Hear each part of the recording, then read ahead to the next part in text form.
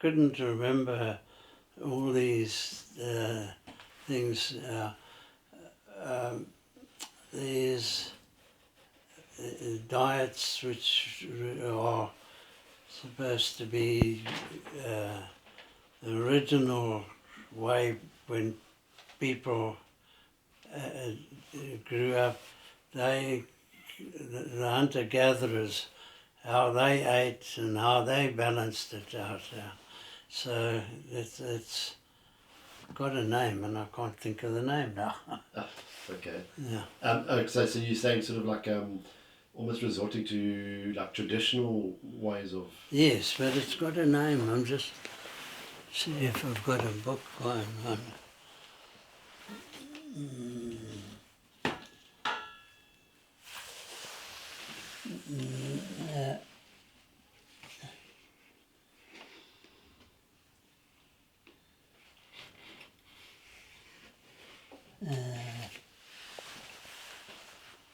It's a name which describes. Describes the original. I'll look them up. Yeah, okay. Kind of the original way of Yeah. people sourced their food and prepared their food. Yes. I mean, originally there weren't fires, and then Yeah. they managed to get fire going, and then Yeah. it changed. It did. It changed the way they ate because they could now preserve the food by cooking it. It did not spoil, and particularly with things like meat. Obviously, if they killed an animal, there's a huge amount of food. You can't gorge unless you've got a big tribe that's going to share it. And yes, that's what happened. It became people shared their food, but by cooking it, you could keep it going longer. By drying it, by salting it.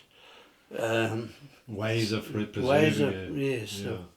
of preparation and ways of preservation. Right.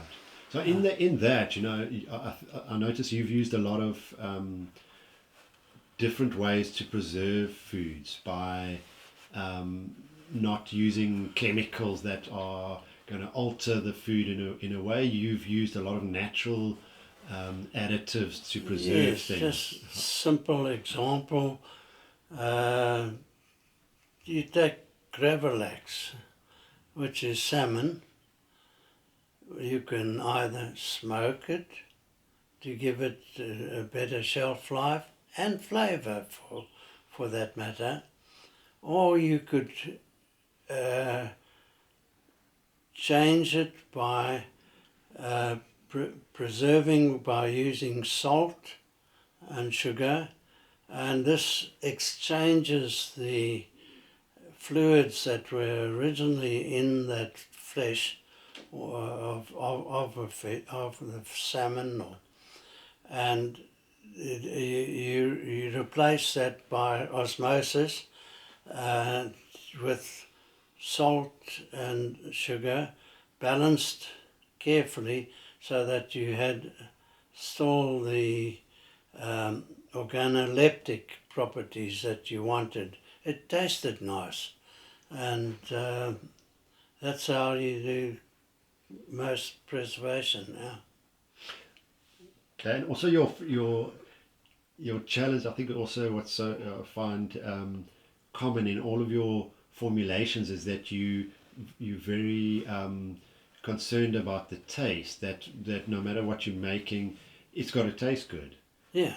So that's a focus for you. Like you're making a specialty food for somebody, but it seems to me that If it doesn't taste right, then it's not going to be eaten. Then you're not going to be able to sell it to them. So we balance out the food very carefully on flavour. Of course, flavour is a subjective thing, so you find you've got to reach common ground between the developer and the consumer, which will attract them to that food. Yeah.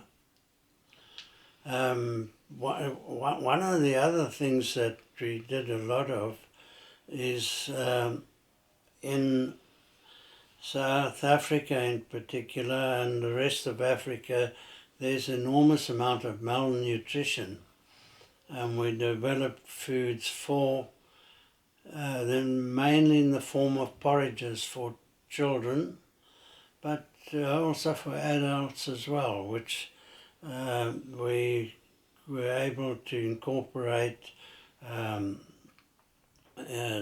of the nutrients to balance in fact the complete nutrients necessary for their living. Yeah.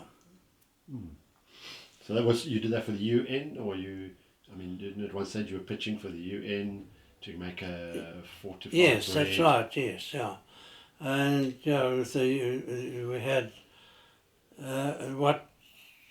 we had a target of being able to give a meal to everybody of costing no more than $1 a day, and we achieved that. We did distribute through people like the Red Cross, various hospitals and so on, but